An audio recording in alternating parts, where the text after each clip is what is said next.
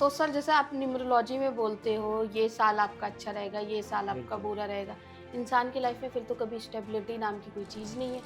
Suppose मैंने आपको कह दिया कि ये साल आपका बुरा है, तो क्या करोगे आप? घर बैठ जाओगे? काम-धंधा छोड़ दोगे?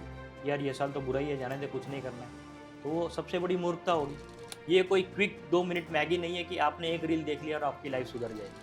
जी। आप लोगों की फीस है ना बहुत हाई रहती है। एक न्यूमरोलॉजिस्ट है वो तो 5 लाख चार्ज करते हैं। अब आम इंसान जिसके पास पॉकेट में 5 लाख होगा, वो आपको क्यों देगा? डेफ़िनेटली मैं कहूँगा हमारे यहाँ एस्ट्रोलॉजर्स का घर चलता है शनि की आशीर्वाद से। एस्ट्रोलॉजर्स का ये जो भी बाबा, पंडित, फ़कीर जो भी है वो शनि के नाम से डरा-डरा के लोगों को ठगते हैं। दोस्तों आप और हम दोनों बहुत परेशान हो गए इन न्यूमरोलॉजिस्ट की वजह से। इन लोगों ने दुखी करके रखा है यार। नाम बदल लो, नाम में ये अल्फाबेट जोड़ लो, ये करियर चूज कर लो, ऐसा करो वैसा करो। हमारे घर वाले, हमारे पेरेंट्स, मेरा हस्बैंड सब हमारे पीछे पड़ गए। इन लोगों ने तो हमारी लाइफ की पूरी वॉट लगा के रखी है। इसी को देखते हुए आज मैंने अपने स्टूडियो में बुलाया है सीए वोमेश पाठक जी को। बहुत लग गई अपनी वॉट, आज उनकी वॉट लगाएंगे। बहुत अपने आप को बहुत बड़े न्यूमरोलॉजिस्ट, बहुत बड़े रुद्राक्ष कोच बोलते हैं। चलिए उनसे मिलते हैं। नमस्ते सर। नमस्ते मैडम, इतने दुखी होने के बाद भी हमें यहाँ बुलाने के लिए आपका बहुत-बहुत धन्यवाद। सर मैं सही बता रही हूँ, मैं इतना परेशान हो गई हूँ। जिसको देखो नाम बदल लो, ये अल्फाबेट ऐड कर लो, ये करियर चूज कर लो, सक्सेस मिल जाएगी। ऐसा क्या पॉसिबल है? जी बिल्कुल, देखिए नेम स्पेलिंग चेंज करना सबसे पहले मैं अगर मेरी बात करूँ, मैं किसी और के बिहाफ़ पे नहीं बोल सकता। मेरा कंट्रोल, मेरी ज़िम्मेदारी मेरे शब्दों पर है, मेरी ज़िम्मेदारी मेरे कंसल्टेशन पर है, या मेरी ज़िम्मेदारी मेरे टीचिंग, मेरे कोचिंग पर है। मैं किसी और के बारे में बात नहीं करूँगा। मैं मेरी अगर बात करूँ तो मैं नेम स्पेलिंग जो है, हर एक केस में नहीं रिकमेंड करता, सबसे पहली बात।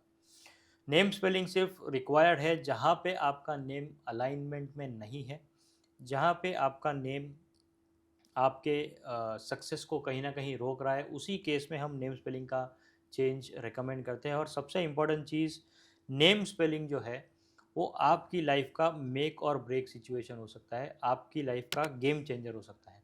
आपने कई बार देखा होगा कि आपका डेट ऑफ बर्थ अच्छा है, सब कुछ अच्छा है, आप करियर भी सही कर रहे हो, पर कहीं न कहीं आप रुके हुए हो, आपका सक्सेस रुका हुआ है, आपका प्रमोशन रुका हुआ है, आपके पैसे अटके हुए हैं। इसका मुख्य कारण हो सकता है केवल और केवल आपका नेम स्पेलिंग। सर आप नेम स्पेलिंग की बात कर रहे हो, जी, ठीक है। न्यूमरोलॉजी में आप सबसे ज्यादा क्या फॉलो करते हो? Lucid grid. जी, तो लूसिड ग्रिड में तो भाई कभी भी किसी भी प्लैनेट के बारे में नहीं बताया गया है। जी। उसमें तो एलिमेंट के बारे में बताया। तो आप लोगों को बेवकूफ बना रहे हो। सो लोशु ग्रिड केवल एक पार्ट है न्यूमरोलॉजी का। लोशु ग्रिड हम पूरा-पूरा लोशु ग्रिड फॉलो नहीं करते। हम इंडियन जो वैदिक सिस्टम है और लोशु ग्रिड को मिक्स करके करते हैं। लोशु ग्रिड जो है वो चाइनीज़ पद्धति है, और जो हमारी प्लानिटरी सिस्टम है वो हमारे इंडिया का, मैं कहूँगा इंडिया का वैदिक system, Indian knowledge system IKS की अगर मैं बात करूँ, तो अगर आप मुझे पूछेंगे कि आप क्या फॉलो करते हो, मैं लोशु ग्रिड और आईकेएस, इंडियन नॉलेज सिस्टम या वैदिक सिस्टम को कंबाइन करके मैं फॉलो करता हूँ। सबसे इम्पोर्टेंट चीज़ हमें ये जानना ज़रूरी है कि हमारा इंडिया का कंट्रीब्यूशन, चाहे वो किसी भी फील्ड में हो, एस्ट्रोलॉजी फील्ड में हो, साइंस फील्ड में हो, हर एक फील्ड में इंडिया का कंट्रीब्यूशन सबसे ज़्यादा रहा है। लोग यहाँ से चीज़ें चुरा के लेके गए हैं और अपना लेबल लेके पहले भी बेचते थे, आज भी बेच रहे हैं। तो अगर आप कहते हो कि 9 प्लैनेट्स गलत है, तो और क्या है? 1 से लेके 9 नंबर्स गलत है तो और क्या है? लोशु ग्रिड केवल और केवल एक आर्म है न्यूमरोलॉजी का, जिसमें यस आप सही हो कि वहाँ पे एलिमेंट्स होते हैं, वुड एलिमेंट होता है, अर्थ एलिमेंट होता है, मेटल एलिमेंट होता है, फायर, एयर वो होता है, डेफ़िनेटली वाटर एलिमेंट होता है। पर अल्टीमेटली जो दुनिया है, वो पंच तत्वों पे आधारित है, वो 9 ग्रहों पे आधारित है। आप जो एस्ट्रोलॉजी भी करो या न्यूमरोलॉजी जो भी करो, सभी कुछ अगर आप प्लैनेट्स के माध्यम से देखोगे तो यही 9 प्लैनेट्स हैं, यही 9 नंबर्स हैं, और कौन से नंबर हैं? तो डेफ़िनेटली मैं कहूँगा कि हम ब्लाइंडली लोशु ग्रिड पे रिलाय नहीं करते।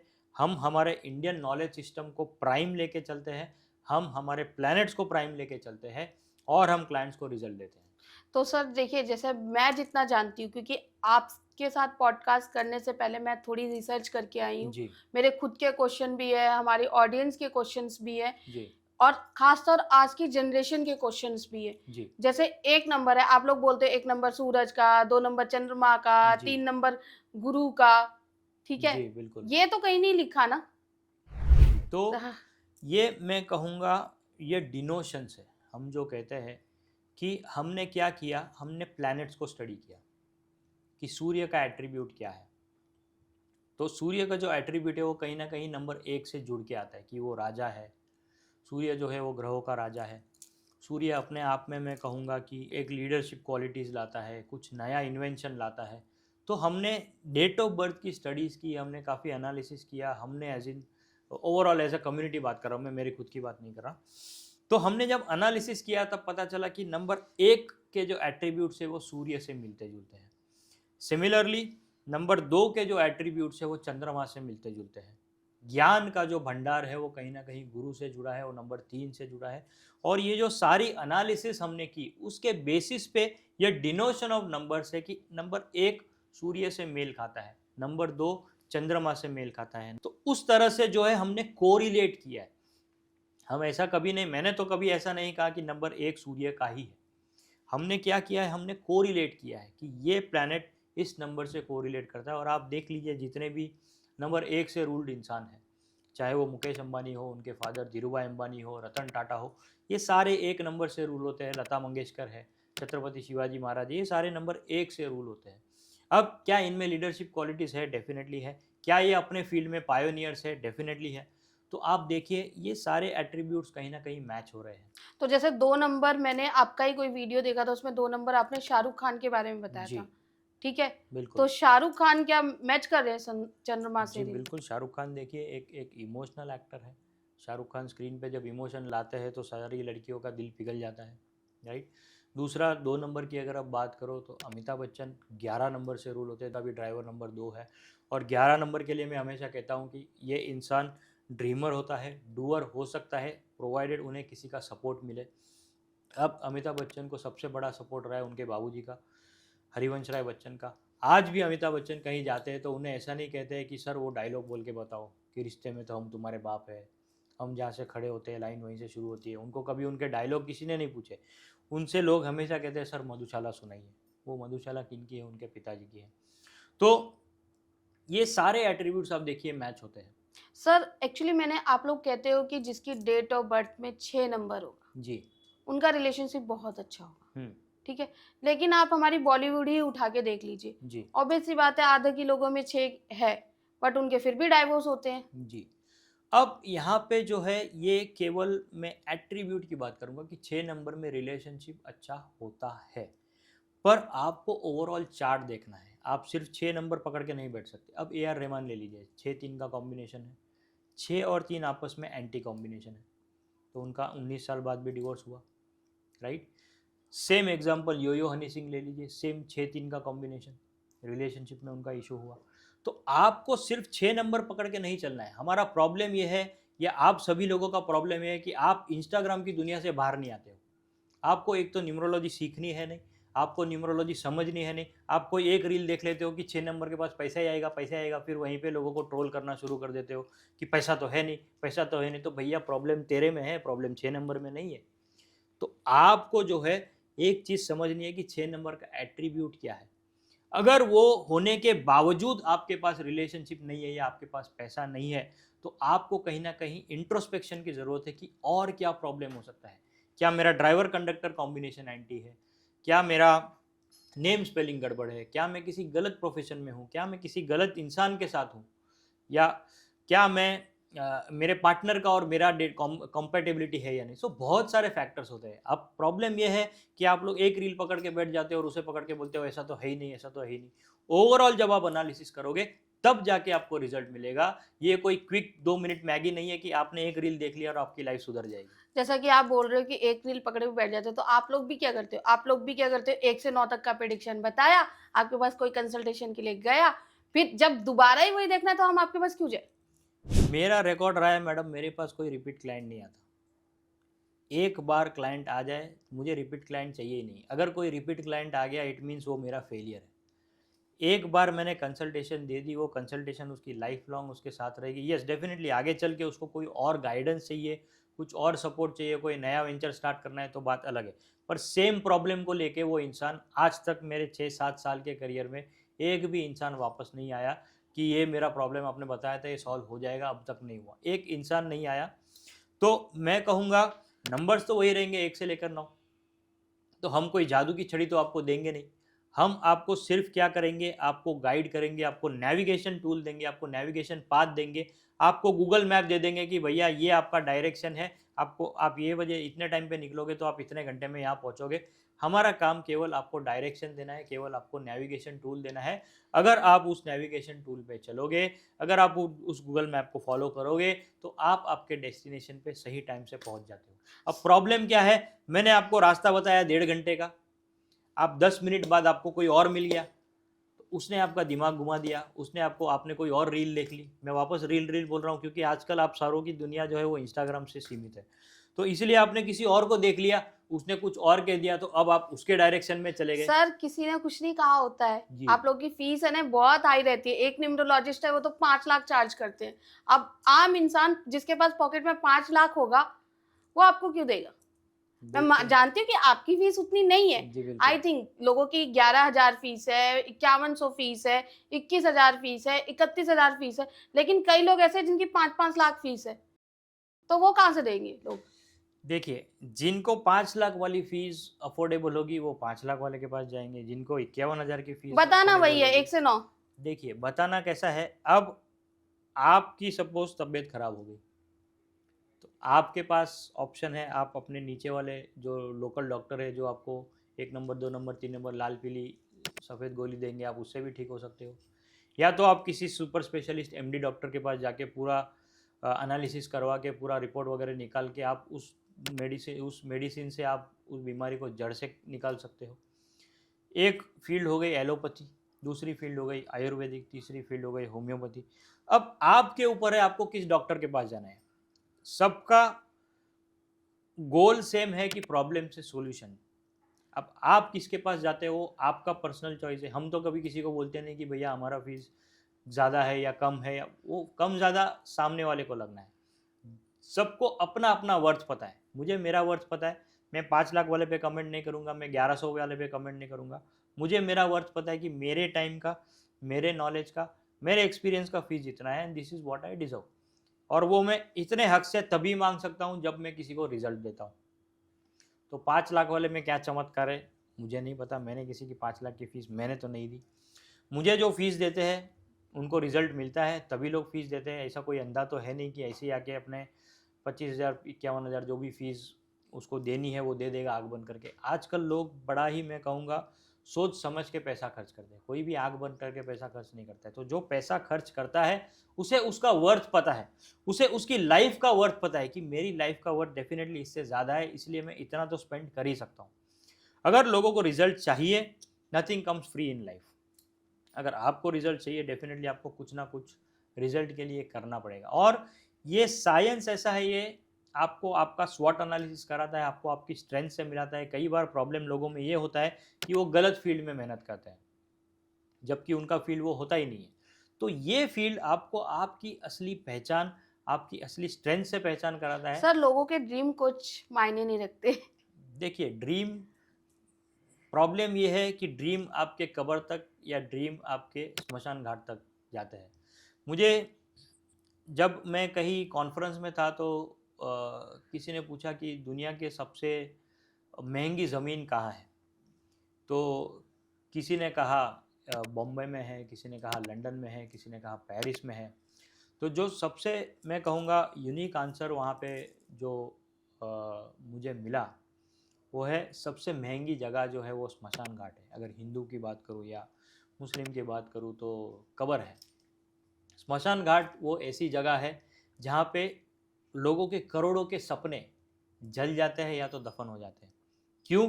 क्योंकि आप अपने सपनों के साथ मर जाते हो, आप अपने सपनों को पूरा नहीं कर पाते। क्यों नहीं कर पाते? क्योंकि आप गलत जगह मेहनत करते हो, आपको पता ही नहीं आपको कहाँ मेहनत करनी है। तो सपने डेफिनेटली मायने करते हैं, रखते हैं, पर आप उन सपनों को पूरा करना चाहते हो या नहीं चाहते ये आपके ऊपर है। सपने तो हर एक इंसान के होते हैं, गरीब से गरीब इंसान को भी करोड़पति बनना है और करोड़पति को भी अरबपति बनना है। पर प्रॉब्लम यह है कि क्या आप उसके बदले में उतना एफर्ट लोगे, सही डायरेक्शन में एफर्ट लोगे। अब आप सपोज मुंबई में हो, आपको जाना चर्च गेट है, आप बैठ गए करजत की ट्रेन में, तो आप कैसे पहुंचोगे। तो यही चीज़ है, आपको सही ट्रेन पकड़नी है, आपको सही फ्लाइट पकड़नी है, सही टाइम पे सही स्टेशन पे जाके खड़ा रहना है, तब जाके आपको सही ट्रेन मिलेगी। आप गलत जगह पे गलत ट्रेन गलत स्टेशन पे जाके खड़े रहोगे तो आप गलत जगह ही पहुंचोगे। तो सर जैसे आप न्यूमरोलॉजी में बोलते हो ये साल आपका अच्छा रहेगा, ये साल आपका बिल्कुल। बुरा रहेगा, इंसान की लाइफ में फिर तो कभी स्टेबिलिटी नाम की कोई चीज़ नहीं है। देखिए अगेन मैं सेम चीज़ कहता हूँ कि अगर आप ये जानते हो पर्सनल ईयर का जो कंसेप्ट है वो भी एक नेविगेशन टूल का ही पाथ है। अब सपोज मैं आपको कह दूं कि ये साल आपका बुरा है, सपोज मैंने आपको कह दिया कि ये साल आपका बुरा है, तो क्या करोगे, आप घर बैठ जाओगे, काम धंधा छोड़ दोगे कि यार ये साल तो बुरा ही है, जाने दे, कुछ नहीं करना है। तो वो सबसे बड़ी मूर्खता होगी। ये सिर्फ और सिर्फ एक नेविगेशन टूल है। मैं कहूँगा कि आप अपने नेगेटिव ईयर को भी पॉजिटिव में चेंज कर सकते हो। कैसे? हार्डवर्क करके, मेहनत करके, दुगनी मेहनत करके। अगर आपको पता है ये साल मेरा अच्छा नहीं है, तो मैं 100% की जगह अपना 150% दूंगा, और जो मुझे डिज़ायर्ड रिजल्ट है वो मुझे मिल के रहेगा। मेरी ये हमेशा मेरे स्टूडेंट से, मेरे क्लाइंट से ये मैं कहूँगा रिक्वेस्ट रहती है या एक ज़िद रहती है कि आपको जो है अपने रिजल्ट से कॉम्प्रोमाइज़ नहीं करना है, अपने गोल से कॉम्प्रोमाइज़ नहीं करना है। आप अपने रास्ते चेंज कीजिए, आप अपने मेथड्स चेंज कीजिए। As a consultant, as a coach, as a mentor मेरा रोल यही होता है कि आपको आपका रिजल्ट मिले। अब साल कोई भी हो, डज नॉट मैटर। मेरा पिछला साल मैं कहूँगा पर्सनल ईयर 4 था, मेरा ड्राइवर 9 है, तो कुछ खास था नहीं, पर मैंने जो ग्रोथ उस साल में देखा है दैट वाज अनमैच्ड, अनपैरेलल। क्यों? क्योंकि मुझे पता है ये साल मेरा खराब था, ये साल मेरा इतना अच्छा नहीं था, तो मैंने उतनी ज़्यादा मेहनत की। तो आपको पर्सनल ईयर को सिर्फ लेना है केवल एज अ गाइडिंग टूल कि ये साल अच्छा है तो यस, मुझे सपोर्ट मिलेगा यूनिवर्स से, मुझे सपोर्ट मिलेगा बाकी के लोगों से। पर जब मुझे पता है ये साल मेरा अच्छा नहीं है, तो जो करना है वो मुझे ही करना है, तो मैं करके रहूँगा, मैं रिजल्ट से कॉम्प्रोमाइज़ कभी नहीं करूँगा। तो ये केवल और केवल मैं कहूँगा एक गाइड है, एक नेविगेशन टूल है, एक मैप है। आपको किस स्पीड से चलना है, आपकी स्पीड आप डिसाइड करोगे, पर यस, रिजल्ट से चूकना नहीं है। मतलब गाइडेंस के हम इतने पैसे दें आपको। बिल्कुल। गाइडेंस के नहीं, आपको जो रिजल्ट मिलेंगे उसका जो आप जो भी फीस देते हो उसका 10x 100x आपको रिटर्न मिलेगा, अगर आप सही डायरेक्शन में। आप इस बात की गारंटी देते हो? जी देखो, गारंटी तो आपको डॉक्टर भी नहीं देता कि आप जिंदा वापस आओगे हॉस्पिटल से, यस। पर डेफिनेटली मैं गारंटी उतनी दे सकता हूँ कि आप जो फीस देते हो उसका 10 गुना या 100 गुना जो भी आपकी कैपेबिलिटी होगी, जो भी आप रेमेडीज़ करोगे, अगर वो रेमेडीज़ फेल होती है तो मनी बैक की गारंटी मैं आपको देता हूँ। दोस्तों आपको क्या लगता है सर जो बोल रहे हैं कि ये गारंटी के साथ आपकी हेल्प करेंगे, आपके करियर को अपलिफ्ट करेंगे, आपकी पर्सनल लाइफ को अच्छा कर सकते हैं, ये सर बोल रहे हैं, मैं नहीं बोल रही। आपको क्या लग रहा है? आप प्लीज कमेंट बॉक्स में लिखना मत भूलिए। सर मेरा अगला क्वेश्चन ये है कि अभी रिजल्ट आया है, ठीक है, आप लोगों को मैंने एक चीज बहुत देखी है कि गुरु स्ट्रांग रहेगा तो बच्चा बहुत पढ़ने में अच्छा होगा। अभी पीछे ही मेरी नेबर है, उनके बेटे का जो बर्थ डेट है वो है 20/3/2013। 2 बार 3 आ रहा है। उनके परसेंटेज तो बहुत अच्छे होने चाहिए। आप बताइए आपको क्या लगता है उनके परसेंटेज कितना होने चाहिए? 60-70% होंगे। सर 53% आए हैं। देखिए, उसकी मम्मी मैंने परेशान कहा हो ही रही नहीं थी इनका रिजल्ट लिटरली। अच्छा होगा, डेट सुन के मैंने बोल दिया इनका रिजल्ट अच्छा नहीं होगा। क्यों भाई ऐसा क्यों? तो वही तो बोल रहा हूँ, आप वही बोलते तो हैं ज्ञान है। गुरु स्ट्रांग रहेगा तो अच्छा अब रहेगा। मैं आपको मेरा एग्जांपल देता हूँ, हाँ ठीक है। बताइए। जो आपने सुना है कि गुरु स्ट्रांग होगा तो आपका एजुकेशन स्ट्रांग होगा, मेरे पास गुरु है ही नहीं, मेरे पास 3 नंबर है ही नहीं। मैं फर्स्ट अटेम्प्ट चार्टर्ड अकाउंटेंट हूँ, मैं ऑल इंडिया रैंक कर रहा हूँ एक सब्जेक्ट में, मैं चार्टर्ड अकाउंटेंट्स को ट्रेन करता हूँ, मैं इनकम टैक्स ऑफिसर्स को ट्रेन करता हूँ, मेरे पास गुरु है ही नहीं। तो मैं हमेशा कहता हूँ कि हर डेट ऑफ बर्थ अपने आप में यूनिक है। एक नंबर होने से या एक नंबर ना होने से या तो आपकी ज़िंदगी पूरी ख़त्म नहीं हो जाती, ना आपकी ज़िंदगी पूरी अपलिफ्ट हो जाएगी। आपको जो है पूरा बर्थ चार्ट देखना है, आपको पूरा एनालिसिस करना है, आपको आपका फील्ड देखना है। यही प्रॉब्लम है कि आप एक छोटे से एंगल को पकड़ के बैठ जाते हो कि 3 नंबर है तो ये बंदा बहुत पड़ेगा। ओवरऑल चार्ट देखिए, ड्राइवर कंडक्टर कॉम्बिनेशन क्या है, बाकी नंबर्स प्रेजेंस है या नहीं मतलब है। ये जो हम लोग यूट्यूब पे वीडियोस देखते हैं, जी हम अपनी प्रिडिक्शन खुद निकाल के बैठते हैं, हाँ, वो हमें नहीं करना खुद के चाहिए। डॉक्टर बनेंगे तो फिर यही होगा। खुद का अच्छा, ऑपरेशन करोगे तो जो वायर काटना है उसके जगह पे आप दूसरा वायर काट दोगे। सिंपल प्रॉब्लम ये है कि खुद का डॉक्टर नहीं बनना है। डॉक्टर भी आज खुद का इलाज खुद नहीं करता, वो सर्जरी दूसरे से ही करवाता है। तो मुझे बताइए ये बच्चा पढ़ेगा या नहीं पढ़ेगा? 2 बार 3 है। पढ़ने वाला पढ़ सकता है। देखिए मेरा फंडा क्लियर है, जब तक मेरे को कोई फीस नहीं देता मैं उसका कंसल्टेंसी करता अच्छा, नहीं। आई एम ठीक वेरी है। Clear, this is a hardcore profession. क्योंकि क्या होता है ना, जब आप फ्री में एडवाइस देते हो ना तो फिर उसकी इज्जत नहीं रहती, उसकी कीमत नहीं रहती। तो यस डेफिनेटली मैं कहूँगा कि ये जो क्वेश्चंस भी आपके जो आ रहे हैं, जो आपके ऑडियंस के भी जो क्वेश्चंस आ रहे हैं, ये कहीं ना कहीं उन अंध भक्तों के क्वेश्चंस है या उन अंधश्रद्धालुओं के क्वेश्चन है जो कहीं ना कहीं एक समय पे ब्लाइंडली फॉलो करते थे ये चीज़ें, पर उन्हें रिजल्ट नहीं मिला। इसीलिए आज वो मायूस होके इतने क्वेश्चंस कर रहे हैं, इतने कमेंट्स कर रहे हैं, इतना ट्रोल कर रहा है। पर प्रॉब्लम ये है कि आप किसी एक एस्पेक्ट को पकड़ के ही बैठे हो कि मेरा तो 5 नंबर है, 6 नंबर है, तो मुझे तो सक्सेसफुल होना ही होना है। तो क्या घर बैठे बैठे सक्सेस मिलेगा? हार्ड वर्क का कोई सब्सटीट्यूट नहीं है, कर्मा का कोई सब्सटीट्यूट नहीं है। ये जो नंबर्स है, ये जो आपका राजयोग, ये सारी चीज़ें केवल और केवल आपका सपोर्ट सिस्टम है। That cannot substitute your own efforts, your own hard work, आपका खुद का कर्मा। उसके बियॉन्ड कुछ भी नहीं है। तो मैं हमेशा से, मैंने स्टार्टिंग से कहा है, जब मैंने करियर भी स्टार्ट किया as a consultant, as a coach, as a mentor, we believe in logic, we don't believe in magic. हम कोई जादूगर नहीं है, ना ही हम जादू दिखाते हैं। लोगों को वो जादू लगता है, वो उनका प्रॉब्लम है। पर we strongly believe in logic, we don't believe in magic. मतलब आपके पास कोई आएगा तो आप साइंटिफिक उसको रीज़न दोगे, डेफिनेटली।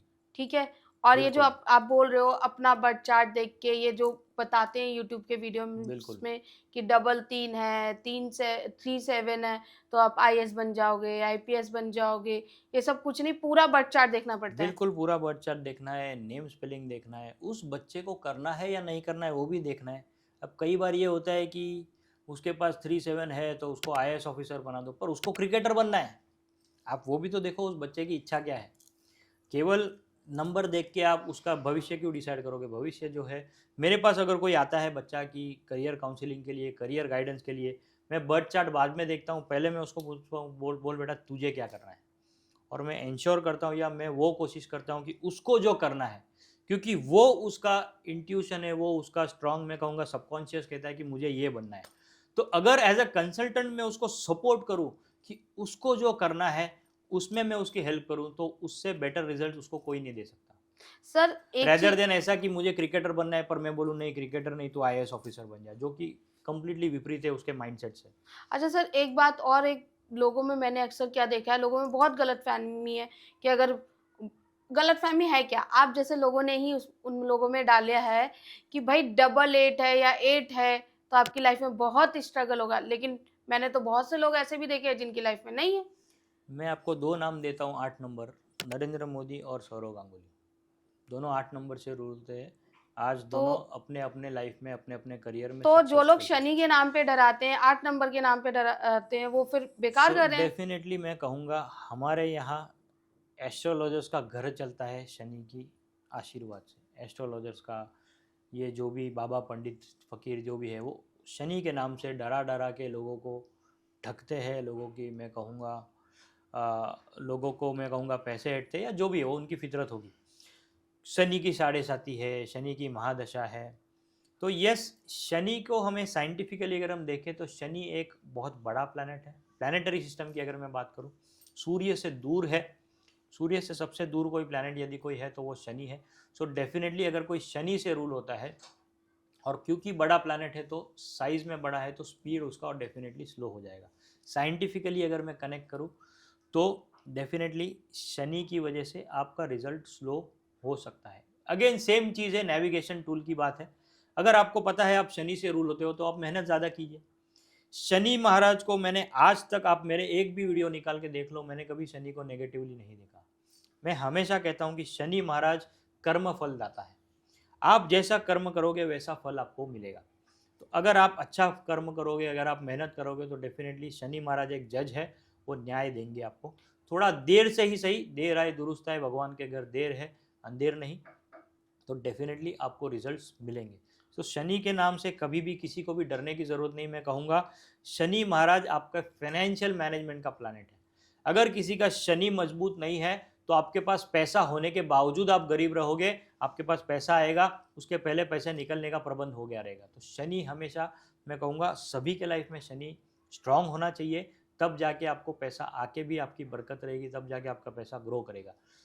तो शनि के नाम से डरने की बिल्कुल ज़रूरत नहीं है। यस, आपको ये चीज़ समझनी है कि कोई गलत काम नहीं करना है, कोई शॉर्टकट नहीं ढूँढना है, मेहनत करनी है, रिज़ल्ट आपको सर आप 100% शॉर्टकट मिलेगा। की बात कर रहे हैं, जी, सॉरी मैं आपको बीच में जी टोक रही कहिए। हूँ, बट आप शॉर्टकट की बात कर रहे हैं।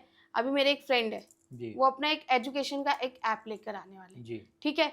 अभी उनके साथ देखिए क्या प्रॉब्लम है कि आई थिंक उन्होंने किसी को कोर्स के लिए कॉल किया, वो इंसान क्या बोलता है कि भाई रुद्राक्ष का कोर्स मेरा ही रहेगा, रुद्राक्ष पे मेरा कॉपीराइट है, किसी का नहीं रहेगा। जी, जबकि रुद्राक्ष जैसी चीज है वो भगवान से रिलेटेड चीज है, तो बिल्कुल। उस पे उनका कैसे कॉपीराइट हो गया? एक पेपर पे लिख देने से क्या उनका कोई कॉपीराइट होता है? देखिए, सबसे पहली बात, रुद्राक्ष जो है वो महादेव का अंश है, और रुद्राक्ष जो है मैं मैं तो ये कहूँगा। कहती हूँ हमारे गीता वगैरह में भी जो भी बुक्स है जी, स्पिरिचुअल, बिल्कुल। उस पे भी उनका ही कॉपीराइट हो गया। बिल्कुल, मैं अगर कॉपीराइट वगैरह की बात करूँ, रुद्राक्ष की अगर आपने अगर स्पेसिफिकली कोई बात की है, सो मेरे लिए रुद्राक्ष एक बहुत ही पर्सनल चीज़ है। आप देख सकते हो मेरे हाथ में रुद्राक्ष है, हाँ, मेरे गले में ये रुद्राक्ष है। रुद्राक्ष देख के ही मेरे मन में ये तो क्वेश्चन आया। रुद्राक्ष को मैं कहूँगा, मेरे लिए रुद्राक्ष एक एक चीज़ नहीं है, मेरे लिए रुद्राक्ष एक इमोशन है। क्योंकि मैं बचपन से ही महादेव से कनेक्टेड हूँ, और बचपन से ही मेरी रुद्राक्ष में रुचि रही है, इसीलिए मैंने रुद्राक्ष में डीप रिसर्च भी किया। मैं खुद आज कभी नहीं कहता कि रुद्राक्ष पे मेरा कॉपीराइट है। रुद्राक्ष केवल और केवल मैं कहूँगा महादेव का आशीर्वाद है, महादेव की देन है। और रुद्राक्ष में जो भी साइंटिफिक एलिमेंट्स हैं, वो उस केमिकल कंपोजिशन, जो भी उसमें नाइट्रोजन, हाइड्रोजन, कार्बन, जो सारे कंपोजिशन है, वो उसका कंपोजिशन है। रुद्राक्ष पे अगर किसी का कॉपीराइट है तो वो स्वयं और स्वयं महादेव का है। और कोई भी इंसान, जीवित इंसान या कोई भी इंसान जो है वो रुद्राक्ष पे अपना क्लेम नहीं कर सकता। मैं रुद्राक्ष का भक्त बन सकता हूँ, मैं महादेव का भक्त बन सकता हूँ, पर मैं अपना अधिकार कभी भी रुद्राक्ष पे नहीं जमा सकता, मैं अपना अधिकार कभी भी महादेव पे नहीं जमा सकता। महादेव सबके है, तो इसी तरह रुद्राक्ष भी सबका है। आप चाहे मन मर्जी कुछ भी कर लो, आप मैं कहूँगा कोर्ट में भी प्रूव नहीं कर पाओगे कि रुद्राक्ष पे आपका कॉपीराइट है, क्योंकि सनातन धर्म जो है वासुदेव कुटुंबकम में हमेशा बिलीव करते हैं, और सभी के लिए ये चीज़ है, चाहे हिंदू, मुस्लिम, सिख, ईसाई, ऐसा कोई रिस्ट्रिक्शन भी नहीं है। अगर कोई हिंदू कह दे कि रुद्राक्ष सिर्फ हिंदू ने पहनना चाहिए, मुस्लिम नहीं पहन सकता, तो मैं वहाँ पे भी कहूँगा कि मेरे काफ़ी मुस्लिम क्लाइंट्स हैं, मुस्लिम स्टूडेंट्स हैं, क्रिश्चियन स्टूडेंट्स हैं जो रुद्राक्ष धारण करते हैं। तो क्या आप उन पे भी केस कर दो कि रुद्राक्ष पे हमारा कॉपीराइट है, आप रुद्राक्ष नहीं पहन सकते? आप रुद्राक्ष को लेके बताते हैं आपके कोर्सेज वगैरह भी, इसलिए मेरा ये क्वेश्चन जी, आपसे है। बिल्कुल। तो मैंने आज तक कभी क्लेम नहीं किया है कि रुद्राक्ष पे मेरा कॉपीराइट है, ना मैं कभी करूँगा। अगर कोई इंसान ऐसा कहता है, तो उसे खुद ने समझना चाहिए कि भैया आप भगवान पे बेवकूफी अपना वाली क्लेम। बात छोड़ो। बेवकूफ़ी वाला शब्द मैं यूज़ नहीं करना चाहता। कहने के लिए काफ़ी सारे शब्दावली में शब्द है जो हम यूज़ कर सकते हैं, पर ऑन कैमरा जो है मैं इतना डिसरिस्पेक्ट उस इंसान के लिए नहीं दे सकता, क्योंकि विथ ड्यू रिस्पेक्ट उनकी जो भी भावना है वो उन्हें मुबारक। पर मैं हमेशा ऐसा मानता हूँ कि रुद्राक्ष जो है वो महादेव की देन है, महादेव का आशीर्वाद है, और उसे एज आशीर्वाद ही लेना चाहिए। कोई आपका अधिकार आप रुद्राक्ष पे नहीं जमा सकते। अगर आप रुद्राक्ष पे अधिकार जमाने की कोशिश करोगे तो जो होगा वो महादेव देखेंगे, मैं कोई होता नहीं उसमें बोलने वाला। महादेव के चरणों में वंदन करते हुए मैं कहूँगा भगवान उन्हें सद्बुद्धि दे, इसके अलावा मैं कुछ नहीं कह सकता। रियली में उन्हें सद्बुद्धि मिले। जी, सर आपने हमें इतनी अच्छी जानकारी दी, इसके लिए मैं आपका तहे दिल से शुक्रिया अदा करती थैंक यू। मैं उम्मीद करता हूँ कि आपके दुख का कुछ हद तक निवारण इस पॉडकास्ट के माध्यम से हो सकता है। हूँ। देखिए जो पॉडकास्ट रहता है वो मैं अपने लिए नहीं करती, अपनी जी, बिल्कुल। ऑडियंस के लिए करती हूँ। बिल्कुल, बिल्कुल। क्योंकि देखिए ऑडियंस के मन में जो भी क्वेश्चंस है वो क्लियर होने चाहिए। जी। अगर आपको मेरी कोई बात हर्ट की हो तो प्लीज उसके लिए सॉरी। मुझे कोई बात हर्ट होती नहीं, क्योंकि मैं अपने आप में अपने आप को एक मॉडर्न अघोरी कहता हूँ। तो मैं किसी चीज़ को, मैं कहूँगा कि अपनी दृष्टिकोण नहीं देता। जो है सो है, जैसा है वैसा है। जिस चीज़ को आप जैसा देखोगे, अगर वैसा ही जैसी है वैसे ही देखोगे, तो आप लाइफ में कभी भी अपना मैं कहूँगा मिसकंसेप्शन पे नहीं जाओगे। सो बेसिकली कुछ कुछ कोई चीज़ सही या गलत नहीं होती, जो है सो है, ना कुछ सही है ना कुछ गलत है। ये अघोर परंपरा का नियम है और मैं अपने आप को एक मॉडर्न अघोरी ही मानता हूँ कि महादेव की कृपा से किसी चीज़ को मैंने अपना कलर नहीं दिया या किसी चीज़ को मैंने अपना परसेप्शन नहीं लगाया। शायद इसी वजह से महादेव की कृपा रही है मुझ पे और मैं इतने लोगों का लाइफ में मैं कहूँगा कि कुछ ना कुछ कंट्रीब्यूशन मेरा रहा होगा कि उनकी लाइफ में मैं अपलिफ्टमेंट ला सका, उनकी लाइफ में कुछ अच्छा ला सका। तब जाके आज मैं आपके पॉडकास्ट में बैठा हूँ, अदरवाइज़ आप मुझे बुलाते भी नहीं, यहाँ पे कोई और बैठा होता। ठीक है सर, आप हमारे पॉडकास्ट में आए इसके लिए मैं आपका तहे दिल से थैंक शुक्रिया यू, अदा करती हूँ। God bless you. ऑडियंस, आप कितना एग्री करते हैं सीए वोमेश पाठक जी से? अगर आपके मन में फिर भी कोई डाउट है या फिर आपको लग रहा है कि इन्होंने सवाल में कुछ झोलझाल किया है या फिर आंसर में कुछ झोलझाल किया है, तो आप कमेंट बॉक्स में लिखना मत भूलिएगा।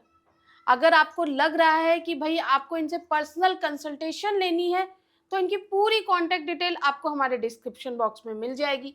साथ ही अगर आप इनके और भी वीडियोस देखना चाहते हैं तो इनके चैनल का लिंक भी आपको हमारे डिस्क्रिप्शन बॉक्स में मिल जाएगा। तो देखते रहिए KFE टॉक शो।